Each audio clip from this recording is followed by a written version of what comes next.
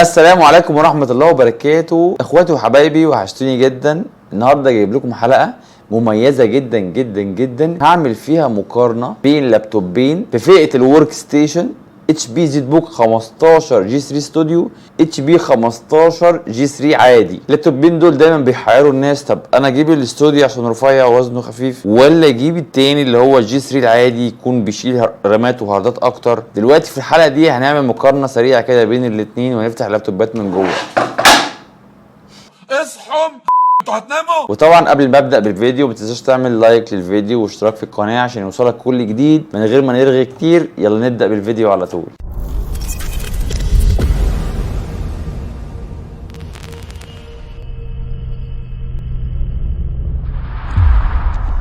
كالعاده اول حاجه هنبدا بيها هو التصميم وشكل الجهاز. هنجيب اللابتوبين جنب بعض كده. طبعا هنلاحظ ان اللابتوب ده اعلى شويه من ده طبعا الاستوديو، هم مسمينه استوديو عشان هو ارفع شويه من التاني العادي، وده الجي 3 العادي. طبعا زي ما انت شايف كده اتخن سنه. الشكل الخارجي من هنا طبعا معدن ومن هنا معدن، مع اختلاف خامه المعدن شويه. دي ممكن برضو اتخن، ده واخد الومنيوم شويه عشان يخففوا وزنه. الشكل الخارجي ده كله لون واحد وبيجي يعني زي بني محروق كده، وده واخد لون رصاصي شويه. اول حاجه هتقع عليها عينينا اول ما نفتح اللابتوب هو الكيبورد والسماعات. سماعات اللابتوب الجي 3 الاستوديو بتبقى في الجنب هنا، وده سماعاته بتبقى من تحت. هنا بتبان انها سماعات، بس دي برضو فتحات تهويه لللابتوب. فتحات التهويه في اللابتوبين بتبقى هنا تحت المسطره بتاعه الشاشه، تهويه من هنا ومن هنا، بتيجي من تحت هنا بتطرد السخونيه لبره. ادي الكيبورد بتاع الجي 3 العادي، بيبقى كيبورد كامل فيه كالكوليتور في الجنب. التاني مفيهوش كالكوليتور في الجنب زي ما انت شايف كده، بيبقى كيبورد صغير شويه. دي ممكن تكون مشكله بالنسبه للناس انها بتحب الارقام اللي في الجنب بحيث بتسهل عليها الكتابه الكتير، او لما بيكتبوا ارقام كتير. طبعا هنا في بصمه وهنا في بصمه. هنا اي 7 طبعا سادس اتش كيو، هنا سادس برضو اتش كيو. عندنا هنا زراير الماوس، في هنا زرار اللي هو الكليك بتاعه، في زرار وبوينتر في النص هنا، ودي طبعا الزراير بتاعت الكليك بتاعت الماوس ده. هنا لاغيين الماوس ده وعاملين التاتش باد شكلها احلى بكتير جدا، زرايرها من تحت الكليك بتاعها من تحت التاتش. شكل التاتش بتاعها جميل جدا. طبعا نفس زرار الباور هنا، نفس الزرارين بتاع كتم الصوت. هنشغل اللابتوبين، شغلنا ده وشغلنا ده مع بعض. طبعا بسم الله ما شاء الله الاثنين برضو يعتبر نفس السرعه، مفيش اي اختلاف بينهم، لان طبعا نفس رقم البروسيسور. ده اي 7 6820 اتش كيو، وده اي 7 6820 اتش كيو. الجي 3 ستوديو زي الجي 4 ستوديو، مفيش اي اختلاف بينهم غير بس رقم بروسيسور وايا كان رقم الفيجا. كور اي 7 6820 اتش كيو 2.7 جيجا هرتز، ده كور اي 7 6820 2.7 جيجا هرتز. طبعا نازل طبعا برامات 16. الجي 3 العادي قابل ان هو يشيل رامات لحد 64 جيجا، والجي 3 الاستوديو طبعا عشان هو ما فيهوش اماكن للرامات كتير بينزل بمكانين بس. وده لما يفتح اللابتوب من جوه هنشوف فيه ايه. بينزل باثنين بنك رام، ممكن تحط في كل بنك 16 جيجا، فده اخره رامات 32. طبعا انا شايف ان رامات 64 كتير جدا على اللابتوب، فاقصى حاجه ممكن تزودها فيه من رايي انا الشخصي 32 جيجا.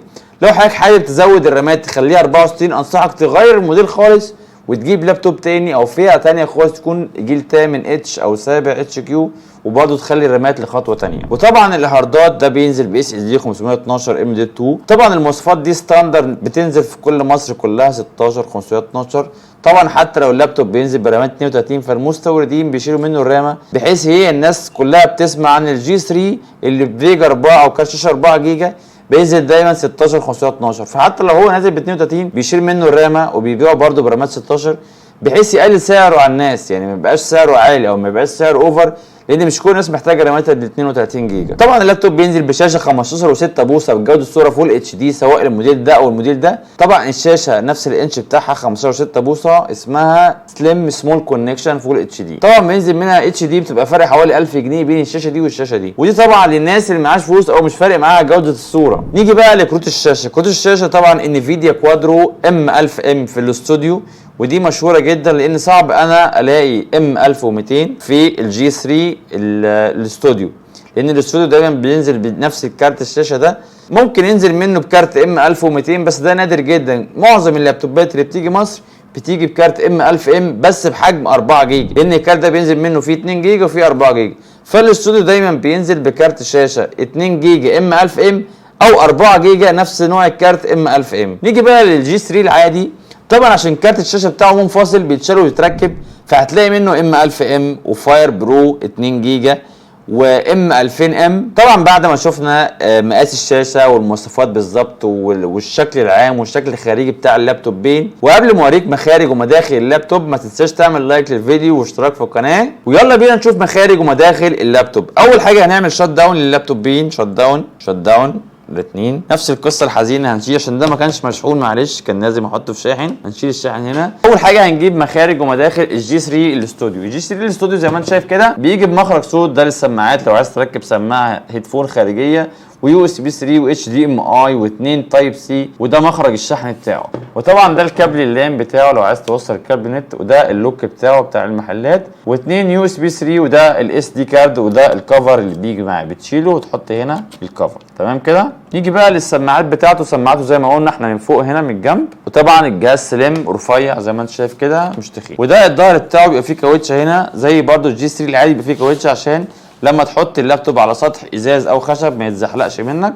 طبعا الكفر ده بيتشال لوحده وبعد كده بنفك اللابتوب. هنيجي للجي 3 وده اتكلمنا عنه في حلقات تانية قبل كده. المخارج برده نفس الشكل من الجنب، ده مخرج الصوت بتاعه واثنين يو اس بي 3 واتش دي ام اي واثنين تايب سي، وده برده مخرج شحن بتاعه. دي برده موبايل ورك ستيشن، نفس الكلمه موجوده في نفس اللابتوب. وهيجي هنا فتحات التهويه بتاعته. طبعا نفس الكاوتشه من ورا هنا اللي هي برده بتاعه اللابتوب اللي بتزقه مش عارف ايه ما يتزقش. هنيجي هنا لفتحه اللام بتاعته من غير لوك، وده لوك لللابتوب، وده في فيجا مخرج فيجا، بس طبعا عشان اللابتوب التاني رفيع فمش هتلاقي فيه مخرج شاشه زي ده. وطبعا في يو اس بي 3 تاني ومخرج الاس دي كارد كالعاده. طبعا سماعات اللابتوب ده من تحت غير التاني خالص، ودي فتحات التهويه بتاعته. طبعا بعد ما شفنا المداخل والمخارج بتاعته هنيجي بقى نفتح اللابتوب من جوه ونشوف في ايه. طبعا هنجيب الفوطه الظريفه بتاعتنا اللي هنحط فيها اللابتوبين، هنعملهم بس قصيرين شويه بالطول كده، سوري حط ده وده، هنعمله بالطول ادي واحد وادي التاني عكسه بالظبط. ونجيب المفكات بتاعتنا. ده كفر لوحده انت ممكن تشيله كده وتنضف المراوح بتاعه اللابتوب، يعني من غير ما تفك اللابتوب كله، ده بس كفر للتهويه بتاعه المراوح، بتفتح يا باشا وتنضف وتقفل مكانك عادي والدنيا جميله. خلاص راجع تاني زي ما كان. عايز بقى تفتح وتغير هارد وتعمل القصه الحزينه دي، هتشيل دي على جنب بسم الله. اوبا. نيجي بقى هنا لللابتوب من جوه.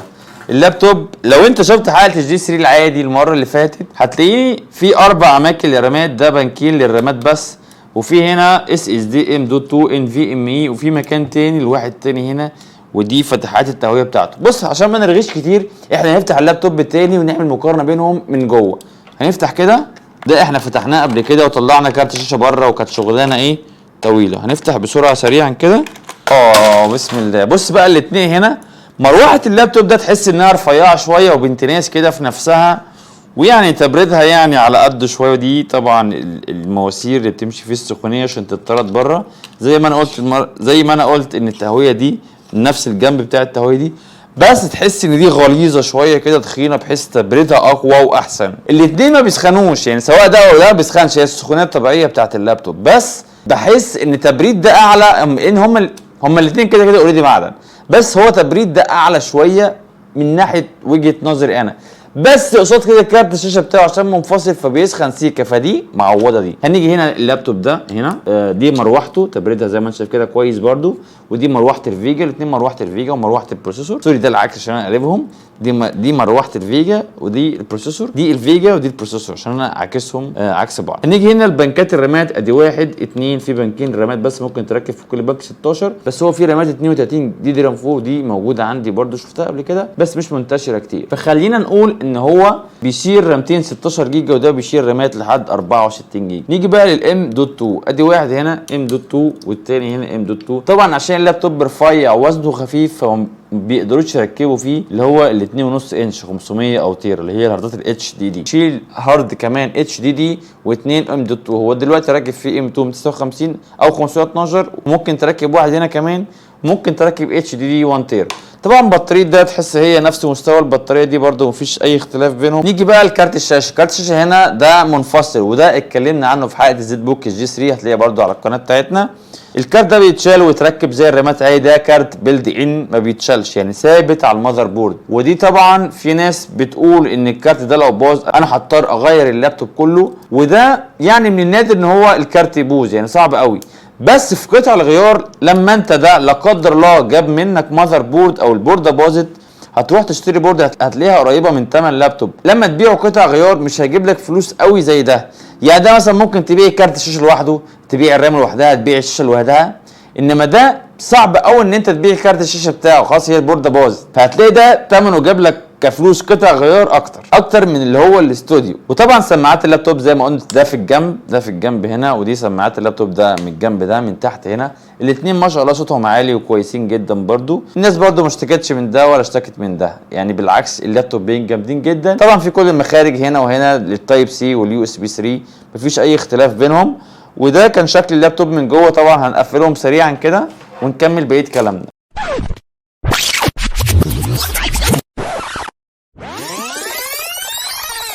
نيجي بقى لعيوب ومميزات اللابتوبين. العيوب بتاعت اللابتوب ده اللي هو الجي 3 العادي ان هو وزنه تقيل شويه بالنسبه للجي 3 الاستوديو، وزنه تقيل جدا ومعظم الناس بتسترخم شكله. شكل الاستوديو بقى شكله شيك جدا كده ورفيع، وزنه خفيف، يعني تحس كده نوت بوك في نفسه، يعني حلو. برضه واخد نفس التبريد، مروحتين وكارت الشاشه ومش عارف ايه، بس ده بيشيل اماكن هاردات اكتر، يعني 2 ام 2 واحد عادي. وده برضو يعني مش فرق شاسع لان ما حدش بيركب اتش دي دلوقتي، كلهم بيركبوا ام دوت 2 او ان في ام اي، فده مش فرق كبير. هو الفرق بس الواضح والصريح اللي هو بتاع الكيبورد وموضوع الفيجا. طبعا موضوع بنكات الرامات مش هنختلف عليه كتير، هو بس الاوبشن فيه الوحيد اللي انا حابه ان هو كارت الشاشه اللي بينفصل، بس ده الميزه الوحيده في ده. بس طبعا قصاد كده انت واخد وزن خفيف، رفيع سليم شويه، شكل احلى، وزن اخف، يعني في اوبشن برضو كتير. يعني انا شايف برضو ده شايل ده.